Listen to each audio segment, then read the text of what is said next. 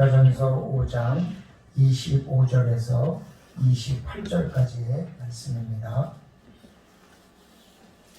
같이 봉독해 올리겠습니다. 형제들아, 우리를 위하여 기도하라. 거룩하게 입맞춤으로 모든 형제에게 문안하라.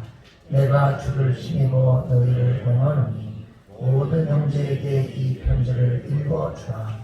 우리 주 예수 그리스도의 은혜가 너희에게 있을지어다. 아멘. 오늘이 데살로니가 전서를 시작해서 마무리하는 주일인데 오늘이 벌써 24번째 주입니다. 그러니까 데살로니가 전서를 한 6개월 정도 계속해서 보아왔다는 말씀입니다. 저는 은혜를 받았는데 성도님들이 은혜를 받으셨는지 잘 모르겠으나 은혜 받으신 분도 있고 어떤 날은 좀 넘어간 날도 있을 것 같습니다. 데살로니가 전서는 데살로니가 지역에 있는 교회에게 보내는 바울의 편지로서 그 지역과 그 사람들의 특성에 맞춘 말씀입니다. 하지만 우리에게도 이 말씀은 여전히 귀한 은혜를 주기 때문에 이 말씀을 통해서 우리가 은혜를 받게 됩니다. 오늘 이 말씀이 끝나면 5장밖에 안 되고 길지 않으니까 한번 이 말씀을 처음부터 끝까지 마음을 먹고 그동안 들어왔던 말씀을 바탕으로 다시 한번 쭉 읽어보기를 구합니다. 그러면 다 읽으면 빠르면 30분, 아무리 길어도 1시간 이상은 안 걸리니까 마음을 딱 이렇게 먹고 그 전과 비교하면서 하나님의 말씀에 더 다가갔으면 좋겠다 그런 생각이 들어집니다.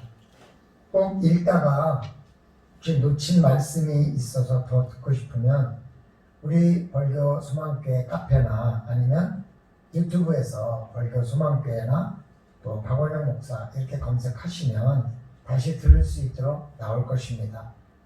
꼭 다시 한번 들어보시면서 이 말씀이 그냥 어떤 율법이다 성경이다가 아니라 바울 사도가 나에게 편지를 써서 특별히 지금 이 편지를 줬다 이런 마음으로 깊이 그 말씀을 읽어보시면은 그동안은 몰랐던 것들이 더 보여지고 또 은혜가 될 것이거든요. 그래서 꼭 다시 한번 읽어보셨으면 합니다.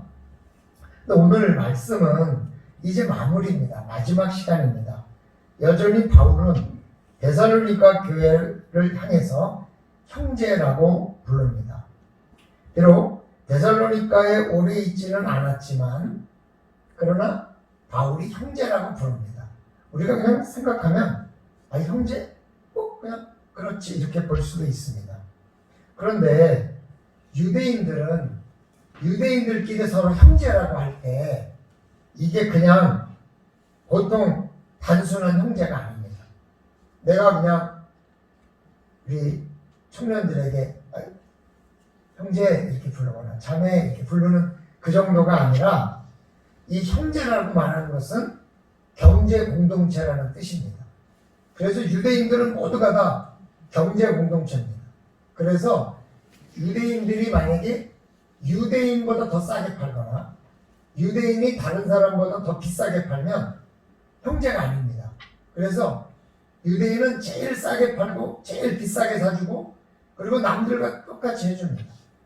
그래서 만약에 유대인들이 여러 가게가 있는데 어떤 가게만 싸게 팔면 그 사람은 형제가 아닙니다.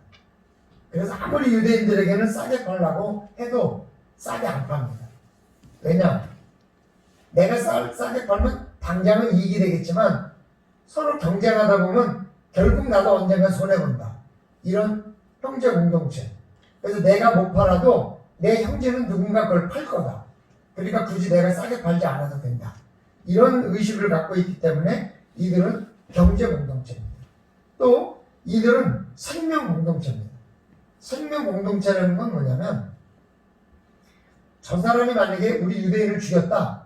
그러면 유대인들이 다 같이 달려가서 그 사람을 죽이는 겁니다. 우리는 같은 생명 공동체다. 우리를 죽이는 사람이 있으면 가만히 안 둡니다.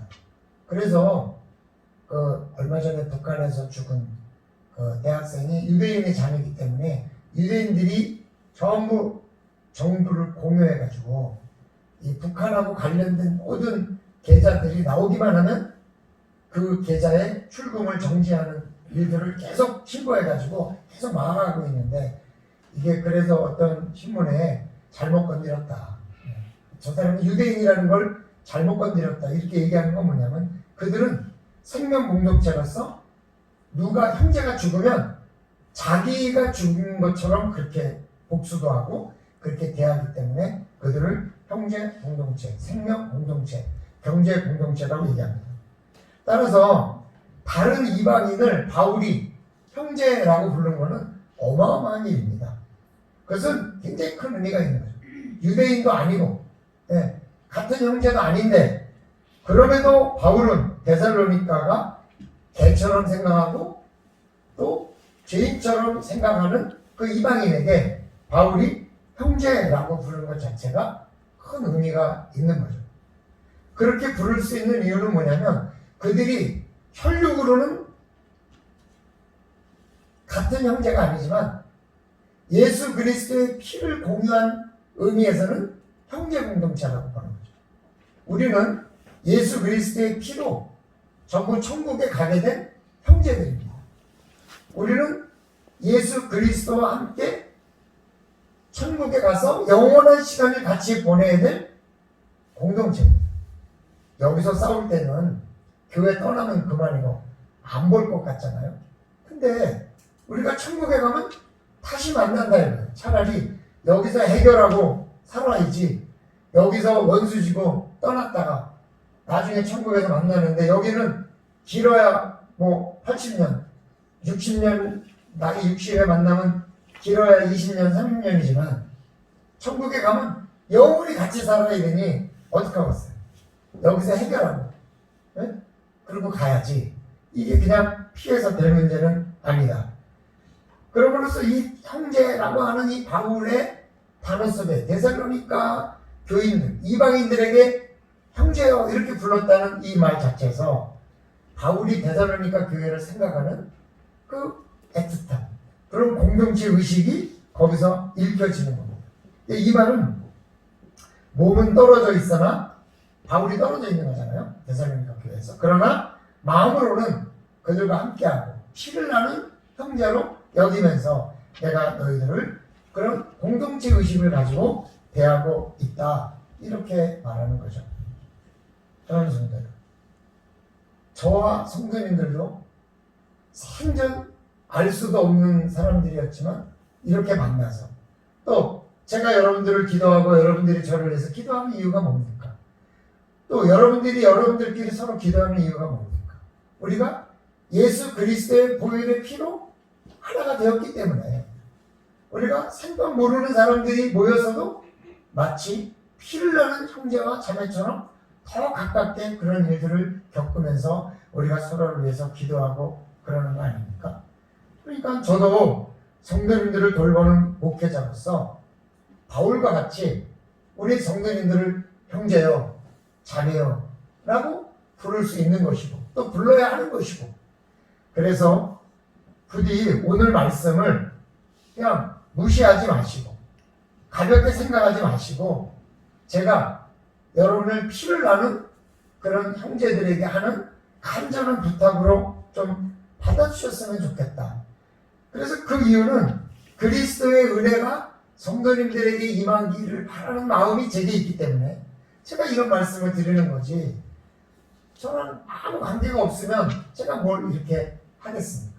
그러니까 피를 나는 형제 자매로서 우리 성도님들이 어떻게든지 하나님의 은혜 가운데 있기를 원하는 간절한 마음으로 오늘 사도 바울이 데살로니가 교회에게 부탁을 하듯이 저도 우리 성도님들에게 부탁을 하오니 제발 좀 깊이 들으시고 정말 저렇게 해야 되겠구나 하는 마음을 가져주시기를 간절히 주님의 이름으로 부탁을 드립니다. 꼭 그렇게 해주세요. 두 번째 하니까 더 소리가 작아지네 오히려. 더 하시는 게 아니라 그렇게 해주세요. 네. 예, 은혜 받기 위해서 무엇을 해야 되느냐? 첫째, 기도예요. 기도. 특히 우리를 위해서 기도하라 그럽니다. 우리를 위해서. 어떤 권사님이 지난주에 저랑 잠깐 얘기하다가 기도할 것이 많아서 시간이 모자란다 그런 말씀하시는데 얼마나 고마운지. 분명히 그 기도할 것이 많다는 그 안에는 저를 위한 기도도 들어가 있을 줄로 제가 믿어요. 그렇게 생각을 하고 참 너무 감사한 거예요. 기도할 것이 많다는 이야기는 그만큼 사랑도 많고 그만큼 많은 것에 관심을 가지고 하고 있다는 얘기잖아요. 여러분, 누군가를 위해서 기도하려면요 정성도 있어야 되고 시간도 투자해야 돼요. 그리고 뭘 알아야 기도할 거 아니에요. 그래, 기도하다 보면 갑자기 성도님들이 이름을 부르면서 기도하다 보면 내가 이분의 형편을 요새 잘 모르고 있구나 그런 생각이 들 때가 가끔 있어요. 죄송하니까 이제 낮에 전화를 해요. 요즘 이렇게 얘기를 하다 보면 이분을 위해서 이런 기도가 필요했는데 내가 놓쳤구나 이런 생각이 들 때도 있단 말이죠. 그러니까 누군가를 위해서 기도하려면 내가 노력하고 시간과 정성이 필요한 건데 그런 기도를 데살로니가 교인들이 그들에게 복음을 전하기 위해서 왔던 그 바울 일행을 위해서 시간을 내고 노력을 해서 기도를 해달라고 지금 부탁을 하는 거죠. 어떤 기도겠는가? 여러분, 목사와 성도는요 기도 공동체입니다. 사실. 그래서 목사는 성도의 기도를 먹고 산다 이런 말이 있어요. 물론 성도도 목사의 기도를 먹고 사는. 그러니까 우리는 목사가 성도를 위해서 기도하고 성도가 목사를 위해서 기도하는 기도 공동체는 서로 그 기도를 먹고 사는 거니까.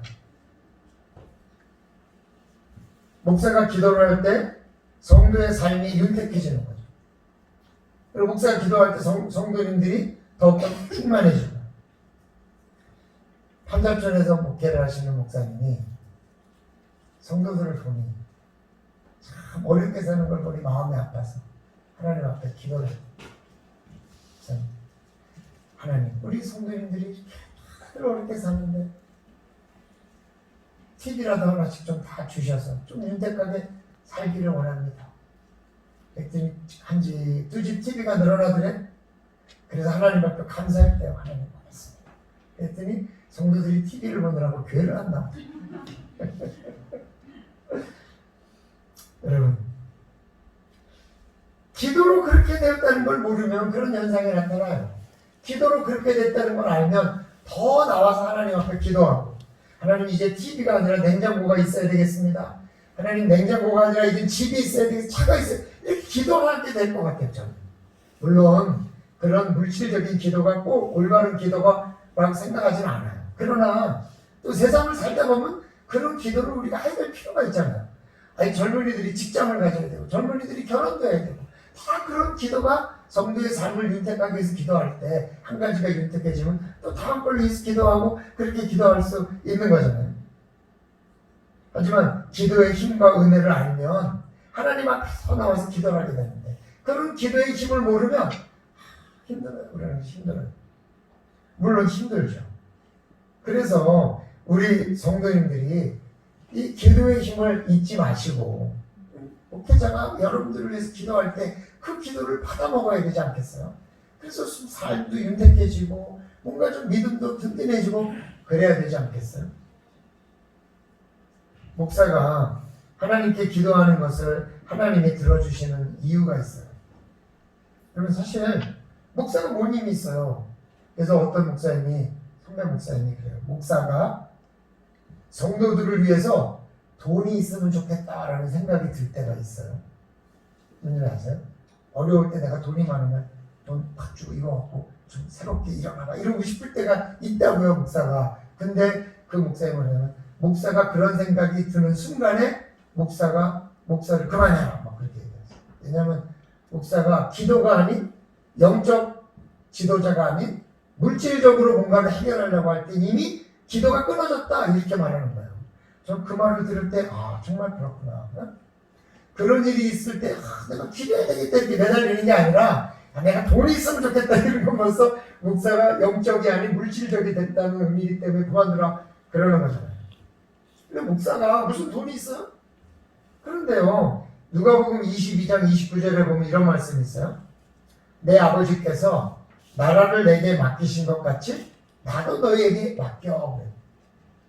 하나님께서 예수님에게 이 나라를 맡긴 것처럼 예수님도 제자들에게 이 나라를 맡긴다. 그 맡김이 저희까지 왔단 말이에요. 그러면 저에게 이 교회를 맡기신 거잖아요. 하나님이 맡겨주시고 나서 네 알아서 해라 그러시겠어요? 그게 아니라 내가 도와줄 테니 걱정 말고 이 일을 해라 그러시는 거죠. 민수기 11장에 보면 이런 말씀이 있어요. 모세가 여호와께 여짜오되 모세가 어찌하여 주께서 종을 괴롭게 하시나이까? 어찌하여 내게 주의 목전에서 은혜를 입게 아니하시고 이 모든 백성을 내게 맡기사 내가 그 짐을 지게 하시나이까? 이 말이 무슨 말이냐면 당신이 나에게 뭔가 아무것도 안 해주면서 왜 나에게 이런 짐을 줍니까? 이런 이제 고백이란 말이에요. 그런데 그 고백을 들은 하나님께서 23절에 이렇게 대답하세요. 여호와께서 모세에게 이르시되 여호와의 손이 짧으냐? 내가 이제 내 말이 내게 응하는 여부를 보리라. 이제 내가 내 말이 너로 인해서 응답이 되는 것을 네가 보리라. 이렇게 말씀하시거든요. 하나님께서 교회를 맡겨주시고 아무것도 안 해주실 수 없으니까 하나님께서 말에 응답을 주는 거예요. 저희 가까이 지내는 목사님이 엊그저께 이제 할아버지가 됐대요. 쌍둥이를 낳대. 근데 이란성 쌍둥이인데 아들 쌍둥이를 낳대요. 그래서 그 아들이 하나는 엄마를 닮고 하나는 아버지를 닮은 것 같대. 애기를 이렇게 보니까. 근데 그 사돈도 목사님이신가 봐요. 근데 아마 첫째를 유산했던 것 같아요. 그래서 이제 이렇게 하니까 그 이제 사돈이 아이고 뭐 괜찮아. 다음에 한 번에 그냥 끝내면 돼. 이렇게 얘기했는데 진짜 그 다음에 쌍둥이를 낳는데 쌍둥이도 이란선 쌍둥이가 나가지고 완전히 다른 아이 두 아이가 한꺼번에 태어났는데 그 병원에서 가족력도 쌍둥이가 없고 이게 너무 신기한 일이기 때문에 그 태반을 조사하기 위해서 그 병원에다 좀 제공해달라 이렇게 얘기할 정도로 신기한 일이다. 그러니까 목회자가 말하니까 그냥 그게 이루어진 거란 말이에요. 그럼 그런 역사가 왜 일어났냐면 하나님의 책임지시는 은혜가 있는 거죠. 그러니까 목사는 성도들에게 뭐라고 할 수가 없어요. 왜? 잘못 얘기하면 진짜 잘못되면 안 되잖아요. 좋은 말만 하는 거예요. 잘 되게끔. 그러니까 목사가 자신에게 맡겨진 교회와 성도들을 위해서 기도하면 하나님이 그 기도에 응답해 주시는 거지 목사 자체가 무슨 힘이 있는 게 아니에요. 사실 저도 가끔 그런 능력이 있었으면 할 때가 있어요. 내가 좀 기도하면 팍팍 좀 낫고 내가 좀 뭔가 하면 좀 뭐가 팍팍 이루어졌으면 좋겠다 하는 생각이 저도 개인적으로 들어요.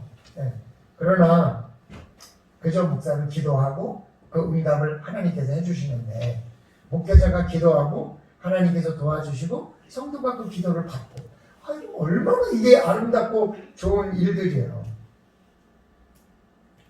근데 성도도 목회자를 위해서 기도해 주셔야 되는 거잖아요. 오늘 본문에 우리를 위해서 기도하라 이게 그 말이잖아요. 제가 이 말씀을 하기 전에 앞에 말을 드리는 건 또 여러분을 기도하고 있으니까 여러분만 기도하라는 게 아니다라고 내가 지금 얘기하는 거예요. 진짜는 이거란 말이에요. 벌교 소망교회 담임 목사를 위해서 누가 기도하겠어? 옆 교회에서? 아니 자기 교회 담임 목사 위해서 기도하는 것만 해도 바빠 죽겠는데 뭐 남의 교회까지 기도하겠어. 성도와 목사와 갈등이 있는 교회에 어떤 임신환이란 목사님이 오셔가지고 설교하면서 여러분 지금 목사님과 성도가 갈등이 있어서 목사님을 바꿔야 되겠는데 좀 도와주세요. 뭘 도와주냐? 여러분이 목사님 축복부 다니면 어느 교회에서 그 목사님을 데려가시겠냐고. 지들도 싫어서 내버린 사람은 쉽게 얘기하고 누가 데려가겠냐고. 그러니까 여러분의 목사님을 자꾸 칭찬하라고 옆에 교회다. 그래야 그 소문이 나가지고 그분이 좋은 분인데 지금 어려움이 있으니까 조금 바꿔 이렇게 되지 않겠냐고. 그러니까 나를 좀 도와달라고. 오늘부터 목사님의 좋은 점을 자꾸 칭찬해서 그 소문이 퍼져나가게 해달라고 그렇게 이야기를 했다고. 그 다음에 어떻게든 제가 굳이 말씀 안 드릴게요. 응? 여러분, 자기 교회 목사님을 자기 교회 성도들이 기도하고 칭찬하고 또 이렇게 하는 것이 얼마나 중요한 일인가 말이죠. 그게 서로를 위해서 기도하는 거죠. 그러니까요, 우리 교회 성도가 목사를 위해서 기도하면서 자랑하는 것은요, 마치 자녀가 자기 부모를 자랑하고 자기 부모를 위해서 기도하는 것이나 자기 부모가 자기 자녀를 위해서 기도하는 것이나 똑같아요. 그러니까 목사는 어디 가면 자기 교회 성도 자랑하기 바빠. 흉보는 사람이 없어요. 이번에 우리 교회 성도가 뭐 어떻게 했다고 뭐 어떻게 했다고 그렇게 자랑하지 흉보질 않아요. 왜? 흉보받았자 내 얼굴에 침 박히니까. 그죠? 그러니까 좀 자랑할 게 없고 좀 못하겠으면은 그냥 콩깍지게 씌워서라도 자랑할 수 있게 해달라고 기도라도 하라 이 말이에요. 자랑할 게 없으면 자랑하게 해달라고 기도해라. 그러면 제가 그런 목사가 되는 거예요. 성도들이 그렇게 기도하면 그런 목사가 되고, 목사가 그렇게 성도를 위해서 기도하면 성도가 이렇게 좋은 성도가 되는 거죠. 저도 그런 기도 덕에 4년이 됐네요. 제가 17년 10월 23일에 왔으니까 이제 4년이 됐어요, 벌써. 여러분이 기도해 주셨기 때문에 그래도 4년 동안 견디고 버틴 거 아니겠어요? 앞으로도 여러분들이 계속 기도해 주실 거라고 믿고 제가 계속 끝까지 가기를 간절히 원한다고. 그러니까 여러분들이 저를 위해서 기도해 줘야 될 책임이 있는 거죠. 그러니까 사도 바울이 데살로니가 교인들에게 형제여, 우리는 서로 예수 그리스도의 피로 나눈 형제들이니 우리 위해서 기도해 주시오. 그렇게 이야기를 하고 있는 겁니다. 서로 기도해 주는 아름다운 교회가 되면 이미 그 안에서 그리스도의 은혜가 충만하지 않겠어요? 그러니까 저와 우리 성도님들은 저를 위해서 기도하고 저는 성도님들을 위해서 기도하고, 그래서 그 기도의 관계들이, 영적 관계들이 하나님 앞에 더욱더 풍성한 은혜를 만들어내는 놀라운 역사가 있기를 주님의 이름으로 축원합니다. 단련하신 분은 다 기도를 시작하실 줄로 믿습니다. 은혜를 받기 위해서 무엇을 해야 되느냐? 둘째로 무난해야 된다. 무난하라. 무난하라는 게 뭐예요? 돌아보는 거죠. 여러분, 지난 일주일 동안 우리 형제 자매들을 무난하셨습니까? 만나서 차도 마시고 이야기하거나 전화로 문의해 보셨습니까? 이번 일주일 동안에 한 번이라도 우리 교회 형제 자매들을 생각해 보면서, 그냥 기도하다 보면 생각이 나잖아요. 그들은 뭘 할까? 그들은 어떤 기도가 필요할까? 지금 어떤 것이 필요할까? 내가 도와줄 일은 없을까? 나를 도와줄 일은 없을까? 한번 생각해 보셨습니까? 이런 생각을 해보는 게 무난입니다. 이번 농사가 다 어렵다던데 수확이 잘 됐을까? 사고가 났는데 지낼만한가? 아들이 제대로 했는데 어떻게 얼마나 좋은가? 지금 공부는 잘 되고 있는가? 직장에 지원을 했다고 했었는데 요즘도 어떻게 지원을 잘하고 있는가? 됐는가? 요즘 살이 많이 빠졌던데 어디 아프진 않은가? 날씨가 추워졌는데 일하기는 괜찮을까? 너무 안 나온 지가 오래됐는데 괜찮은가? 혹시 무슨 상처가 있어서 안 나오는 건 아닌가?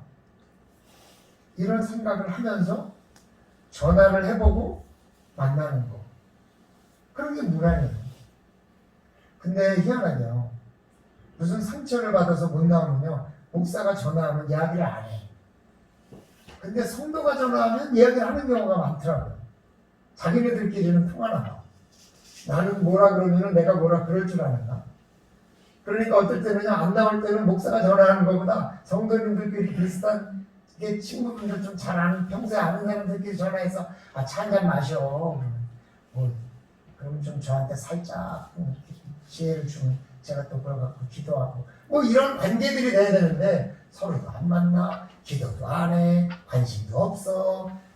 주일날 왔다 가도 또 잠깐 봤지만 몰라. 그리고 그냥 일주일을 지나는 거예요. 그럼 뭔 재미가 있겠어요? 그러면 그 시간에 누굴 만나겠어요? 세상 사람들을 만날 거 아니겠어요? 성경에 보면 은혜를 받으면 어떤 일이 일어나냐? 사도행전 2장 46절에 보니까 날마다 마음을 같이하여 성전에 모이기를 힘쓰고 집에서 떡을 떼며 기쁨과 순전한 마음으로 음식을 먹고. 그렇지, 결국 은혜를 못 끼친 내가 문제야. 은혜를 못 끼친 내가 끼쳐. 은혜를 받으면 이렇게 서로 모여가지고 음식을 나누고 이렇게 할 텐데 내가 은혜를 못 끼치고 할 말이 없어요. 그러나 우리가 그걸 알아야 돼. 은혜를 받으면 이런 현상이 일어나는데 지금 이런 현상이 일어나지 않는 것은 어쩌면 내가 은혜를 못 받은 거일지도 모르겠다. 여러분, 주일날도 예배 끝나면 저 아름다운 목에서 옷을 입어오면서 점심 먹고 재밌잖아요. 근데 가만히 생각해보면요, 재미없는 사람은 얼른 가. 내가 은혜를 못 끼쳐서 그런 걸지 몰라. 근데요, 은혜가 떨어지면 어떻게 되느냐? 히브리서 10장 25절에 보면 모이기를 패하는 어떤 사람들의 습관과 같이 하지 말고 그래요. 모이기를 패하는 거예요. 그건 뭐냐? 안 좋은 거예요. 자주 모여서 만나서 이야기하고 자주 모여서 만나서 서로서로의 문제를 듣고 그걸 위해서 서로 기도하고 그걸 위해서 성경 공부를 하고 목사님 우리가 모이다 보니까 이제 할 말이 없는데 성경 공부 좀 하고 싶어요. 그럼 얼마나 좋을까? 이런 모습이 되는 거죠. 그러니까요, 무난한다는 것은 자주 만나는 거예요. 성도들. 그런데 거룩하게 입맞춤으로 하라. 그럼 입맞춤이라는 게 거기 인사 방식이잖아요. 그러니까 거룩한 입맞춤이라는 건 거룩하게 만나라 이거예요. 네? 거룩하게 만나라. 만날 때는 교회에서 만나고 이야기한 끝에 서로 위해서 기도하고 헤어지고 꼭 목사만 기도하라는 게 어디 있어? 만나서 얘기하다 보면 기도할 거리가 많아. 그래 우리 서로 기도하고 가자. 손을 다 붙들고 서로를 위해서 서로가 기도하고 그래 이제 가. 얼마나 좋아 이게. 네? 이게 거룩한 입맞춤의 만남이잖아요. 같이 만나서 말씀을 읽고 문제를 나누고 우리 만나가지고 하루에 한 장씩 성경 읽을까? 너무 좋을 것 같아. 만나가지고 같이 성경 한 장을 나 혼자 읽으면 재미없잖아요. 몇 사람이 만나서 성경 한 장, 두 장씩 소리내서 읽고 한 절씩 돌아가면서 읽고 젊은 사람들 보니까 만나가지고 그거 하더라고요. 틀리면 빼서 읽기. 와, 그거 재밌더만요. 성경 안 들리는 것 같아도요. 여러분 성경을 자주 읽어야 그 단어가 내 뇌 속에 있기 때문에 정확히 읽는데 이 성경을 안 읽던 사람이 읽으면 굉장히 힘들어요. 읽다 보면 틀리면 옆에 사람이 뺏어 읽는 거예요. 빨리 발견한 사람이. 그러면서 막 놀더라고요. 놀아도 그런 방식으로 놀면 베스트죠. 우리 청년들이요. 이렇게 토요일날 오거나 그러면 같이 여기 모여서 이렇게 찬양을 하더라고요. 이뻐 죽겠어. 그런 거 보면. 같이 만나면 같이 찬양하고 얼마나 좋아요. 그런 일로 서로 문안하고 위로하고 격려하면서 힘을 내는 거예요. 그게 오늘 본문에서 말하는 서로 문안하라 그런 말씀이에요. 그렇지 않으면 누굴 만나겠어? 술 친구 만나고 세상 얘기하고 남 흉모 정치 얘기하면서 별로 도움이 되지 않는 얘기들로 세월이 가는 거죠. 근데 희한한 게 있어요. 교인들도 우리 교인들끼리 만나면 괜찮은데 다른 교인들끼리 만나면 그렇게 자기 교회 목사님 얘기를 하더만. 예? 좋은 얘기는 잘 안 하고 자기 교회 얘기를 그렇게 하더만. 흉보는 얘기를. 그러니까 그냥 다른 교인들도 만나지 않았으면 좋겠어. 그냥 우리끼리 만나야지. 응? 그러니까 사단은요 그렇게 되지 못하도록 우리 사회를 이간질하고 자꾸 다른 사람을 만나서 흉보게 하고 그러면서 자꾸 이게 문제가 무너진다고요. 우리 안에 서운함이 생기도록 하고 그냥 작전을 세우는 거예요. 이런데 넘어지면 우리가 믿음이 쓰러지는 거예요. 사람의 뇌는요, 자주 쓰는 단어나 영상은 더 빨리 기억할 수 있도록 가까운 곳에다 두고 자주 안 쓰는 것은 깊은 곳에다가 숨겨놓는다 해요. 그래서 우리가 좋은 말, 성경에 있는 말을 자주 사용하면 우리의 심성이 하나님적이 된다. 신앙적이 된다. 근데 우리가 세상 말을 하고 듣고 그들과 얘기를 자꾸 하다 보면 우리의 믿음이 손상되고 우리의 생각이 점차 세속화되기 때문에 우리 속에 이 뇌에 가까이 꺼낼 수 있는 그런데 세상적인 단어들이 자꾸 쌓이는 거예요. 이게요, 하루아침에 일어나는 일이 아니라 장시간 동안 나도 모르게 계속해서 이 일이 일어나면 나도 모르게 점차 세속화되는데, 뜨거운 물에다가 개구리를 넣으면 티 나오지만 찬물에다 넣고 불을 은근히 떼면 그 안에서 삶아 죽는다잖아요. 그게 우리가 나도 모르게 자꾸 신앙인들을 만나는 게 아니라 세속적인 만남을 자꾸 갖다 보면은 나도 모르게 자꾸 거기에 빠져들어간다고요. 그래서 그런 것이 가까워가지고 그러면 친구들하고 자꾸 만나보면 그냥 한 잔만 살짝 하게 되고, 한 잔이 두 잔 되고 두 잔이 세 잔 되고 10원짜리 고스톱이 1000원짜리가 되고 그런다 이 말이에요. 그러니까 아예 그런 걸 차단하고 우리가 믿음의 사람들과 자주 만나서 이야기하고 그러면서 그 안에 믿음의 단어들, 믿음의 생활들, 믿음의 깨달음들이 자꾸 오게 되고 그게 긍정적인 생각들을 오게 되고 그러는 거잖아요. 그래서 우리의 뇌를 자꾸 신앙적으로 만들고 그런 단어로 바꾸기 위해서는 성경을 자주 보고 그런다는 거예요. 이제 코로나19도 조금 안정되고 있는 느낌이니까 우리도 어떻게든지 다시 자주 만나서 문안하고 이야기하고 기도하는 관계가 되어야 되지 않을까 그런 생각이 들어지는데, 오늘 본문에 거룩한 입맞춤으로 서로 문안하라 그랬잖아요. 이번 한 주간 특히 주 안에서 형제들을 좀 문안하시면서 하나님의 은혜에 동참하시기를 주님의 이름으로 축원합니다. 확인해 봐야지.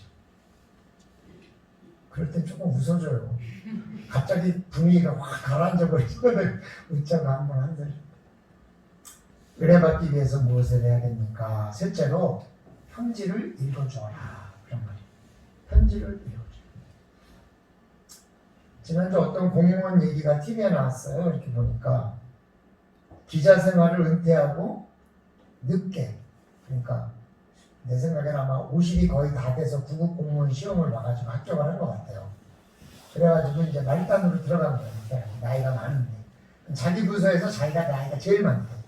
그래서 회식을 하면 자기는 항상 부총장하고 같은 자리에 앉아서 회식을 한대요. 왜냐면 다 나이가 이제 자기보다 어리니까.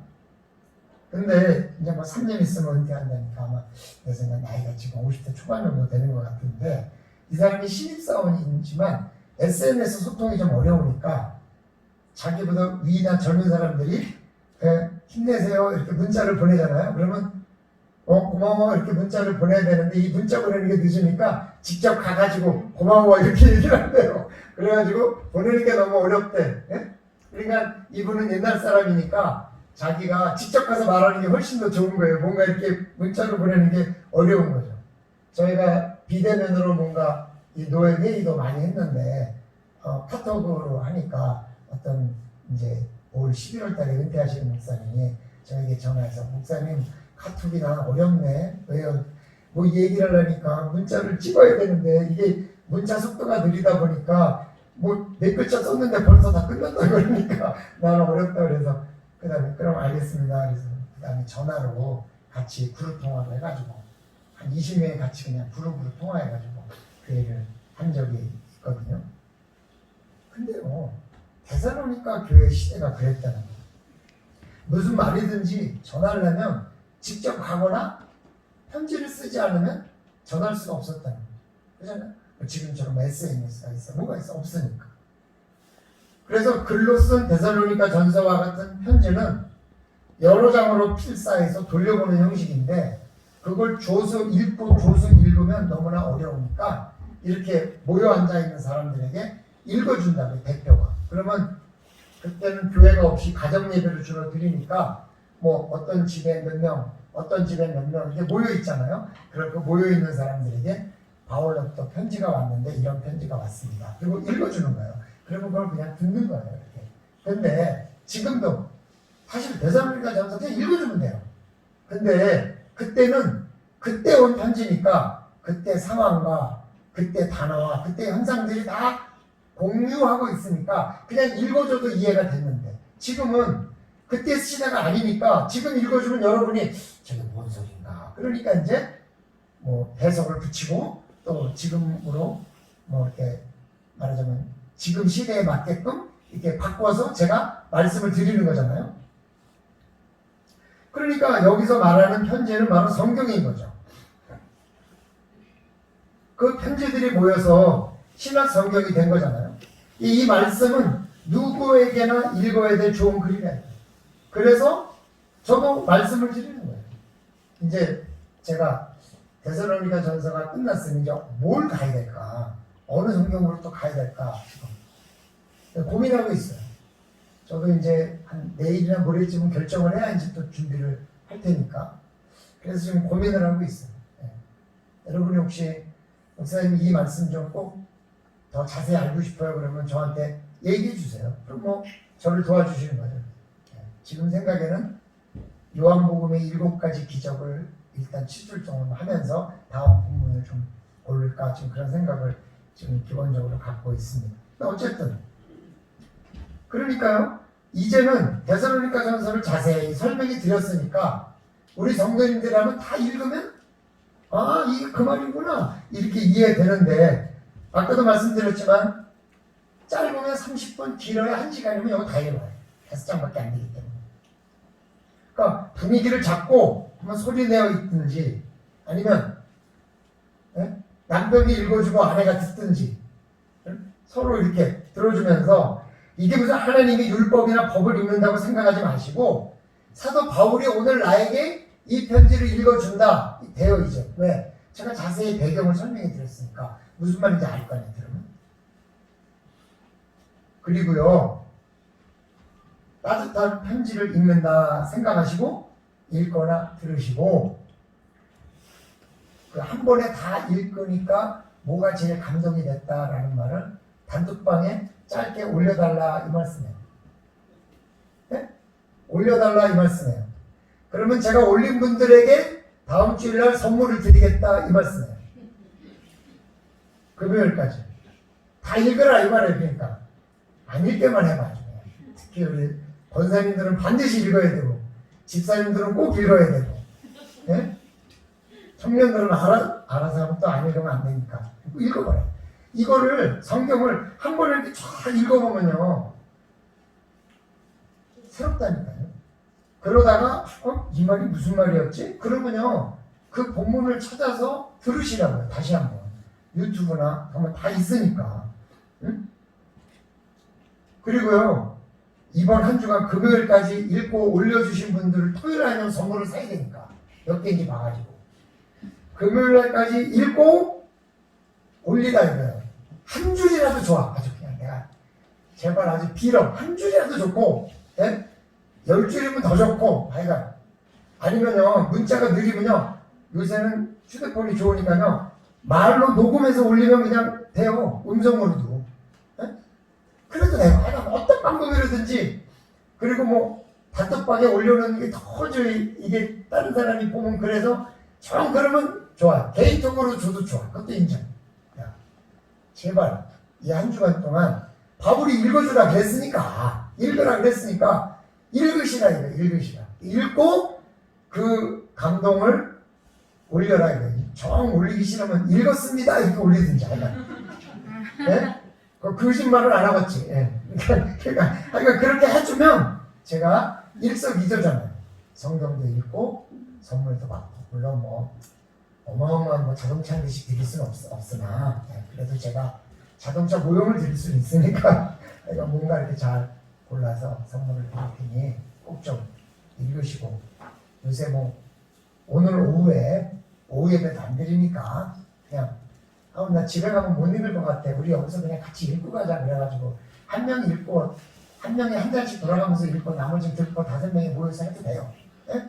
다 인정해. 하여간 읽어주라는 거니까 누가 읽어줘도 되니까 저한테만 읽어달라 하지 마시고 하여간 그렇게 하시라. 하여간 어떤 방법으로든지 데살로니가 전서를 한번 쭉 보시고 그 감동을 어떤 것이 좋았는지 깨달았는지 또 이렇게 올려주시면